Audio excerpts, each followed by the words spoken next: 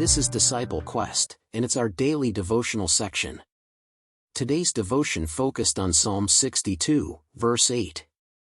Here it says, "Trust in Him at all times, O people, pour out your heart before Him, God is a refuge for us."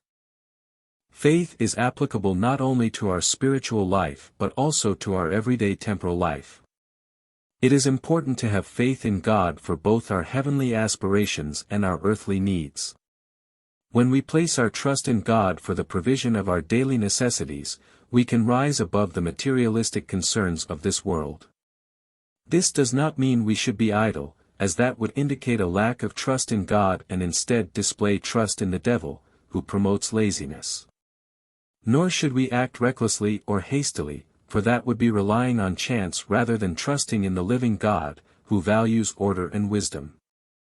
By acting with prudence and integrity, we are called to rely solely and completely on the Lord in all circumstances. Let me encourage you to embrace a life of placing your trust in God for all aspects of your life, including worldly matters. By trusting in God's provision, you can avoid the sorrow that comes from resorting to sinful means to accumulate wealth.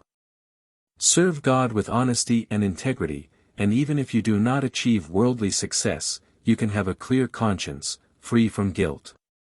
Trusting in God will prevent you from falling into self-contradiction. Those who rely on their own cunning and deceit shift their course constantly, like a ship tossed by unpredictable winds. In contrast, those who trust in the Lord are like steam-powered vessels, cutting through the waves with purpose, unaffected by shifting winds, and leaving behind a clear, straight path towards their desired destination. Cultivate inner principles that guide your actions, resisting the ever-changing standards of worldly wisdom. Walk with unwavering steps along the path of integrity, demonstrating the invincible strength that comes from placing your confidence solely in God.